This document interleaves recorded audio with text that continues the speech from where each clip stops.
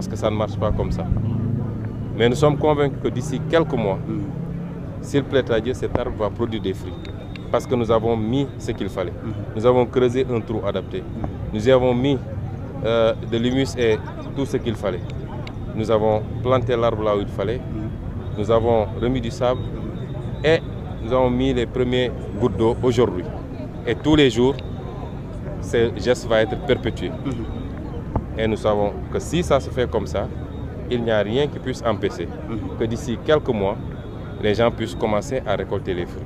Construire un État ou reconstruire un État obéit exactement à la même logique. Aujourd'hui, nous avons trouvé un État en ruine. Et les Sénégalais en sauront quelque chose dans les jours à venir. Je l'ai dit l'autre jour. Nous dirons aux Sénégalais ce qui se passe. Notre silence ne doit pas être interprété en autre chose qu'un travail méthodique et sérieux de dressage de l'état des lieux. Et quand on aura fini, pour ne pas dire qu'on a quasiment fini, nous dirons aux Sénégalais, de manière transparente, voilà ce qu'on vous a caché, voilà la situation du pays. Et toutes les conséquences qui vont avec vont être tirées. Mais il est important que cet exercice soit fait.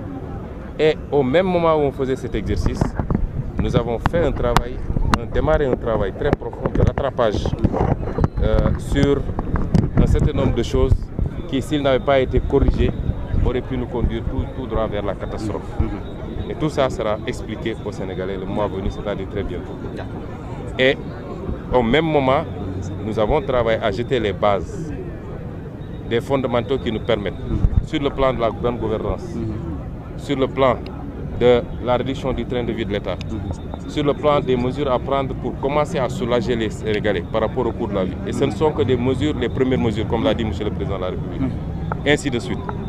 Et sur le plan des projections, l'opérationnalisation du programme, qui fera l'objet d'une présentation globale dans les toutes prochaines semaines aux Sénégalais et à nos partenaires partout dans le monde. Je peux les rassurer qu'aujourd'hui, le Sénégal attise tous les intérêts, toutes les convoitises. Du matin au soir, nous accueillons des investisseurs crédibles, nationaux comme internationaux, des partenaires bilatéraux comme multilatéraux. Nous sommes en train juste de réinitialiser le logiciel qui n'était pas bon, de remettre les fondations pour pouvoir mettre des briques et avoir un bâtiment qui aille le plus loin possible en hauteur, mais qui soit le plus solide possible. Et ça, nous le ferons avec cette jeunesse. Mais en attendant, nous continuons à appeler cette jeunesse à faire bloc autour de ceux à qui ils ont fait confiance, de ne pas prêter attention à la diversion. Je crois que tous ceux qui ont tendance à parler ont déjà prouvé ce qu'ils étaient capables de faire ou ce qu'ils étaient incapables de faire. L'histoire est encore là, très fraîche. Je pense que ce n'est pas la peine de perdre beaucoup de temps à essayer de répondre à ces gens-là. Parce qu'ils veulent simplement détourner cette jeunesse des objectifs que nous nous sommes mutuellement fixés. Nous avons, avec cette jeunesse-là, pendant 10 ans, méthodiquement construit un projet, un programme, et nous sommes fixés un cap. Je veux dire à ces jeunes de rester focus, concentrés sur ce cap, de faire bloc derrière les leaders qu'ils ont mis au pouvoir, qui ne sont pas au pouvoir pour en jouir. Nous ne voulons absolument rien venant du pouvoir. Nous ne nous enrichirons jamais et nous ne tolérerons aucun acte d'enrichissement personnel dans cette gouvernance. Nous sommes là pour servir ce peuple qui le mérite. Nous avons un très grand peuple, respecté par le monde entier. Le président de la République a tendance à m'expliquer, à chaque fois qu'il se déplace dans des sommets où il y a énormément d'autorités étatiques qui se retrouvent. Mais il fait l'attraction. Tout le monde veut parler au président du Sénégal, féliciter le peuple sénégalais de sa grandeur, de ce qu'il a pu réaliser. Et tout le monde s'intéresse aujourd'hui au Sénégal. Et ça, si on en est là, c'est pas le mérite des hommes politiques, c'est le mérite du peuple sénégalais. Et ce peuple mérite aujourd'hui que les hommes politiques que nous sommes se sacrifient enfin pour lui servir ce qu'il attend depuis longtemps, c'est-à-dire une gouvernance assainie, une gouvernance vertueuse, mais une gouvernance axée exclusivement sur les intérêts des Sénégalais. Que tout ce qui nous appartient, nous puissions en jouir le maximum.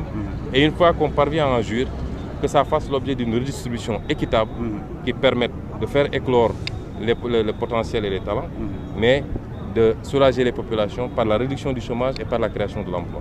Et nous nous évertuons quotidiennement à œuvrer dans ce sens-là. C'est moi qui vous remercie. Monsieur le Premier ministre. Monsieur le Premier ministre.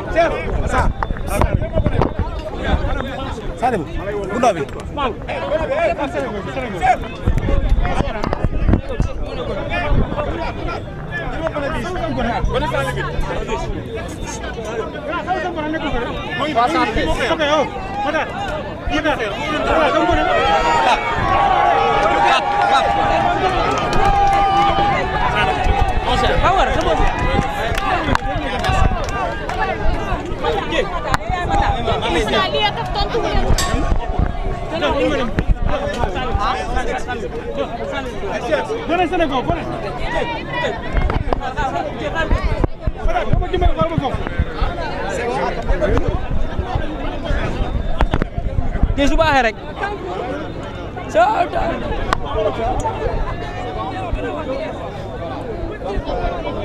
kii baax na kii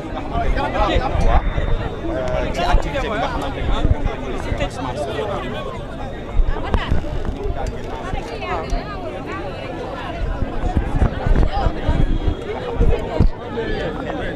donc c'était la journée bi nga xam ne moo la doon xaar rawatina li nga xam ne mooy en prélude par rapport ak la journée nationale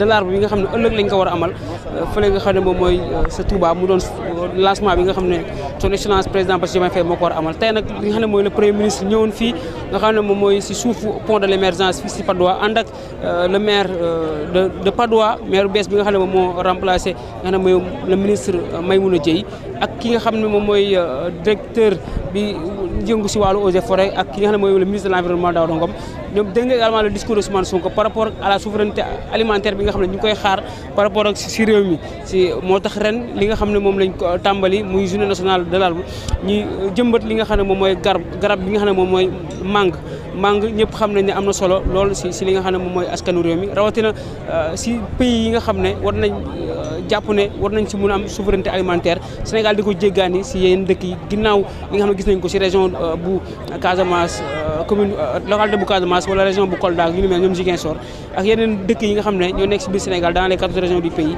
gis ne Sénégal dafa am ay meññeef yu am solo meññeef yi nga xam ne war nañ see mun a bàyyi xel ba ëllëg ndaw ñi également am si mun a sukkandiku dégg nga également kàddoom yi nga xam ne jagleel na ko la jeunesse maanaam mu leen di magnifier par rapport ak li nga xam ne mooy le discours bi nga xam ne mooy doon discours bi nga xam ne moo lañ war a gën a mën a tenir pour mën a gën a gëm li nga xam ne moom mooy le projet bi ñu jàpp ne mooy le projet souverainiste mu daal di koy évaluer moom Ousmane Sonko si diir bi nga xam ne moom mooy lu toll si 10 ans yi nga xam ne jàpp na ne ndaw yi si boppam buñ répondre benn mbir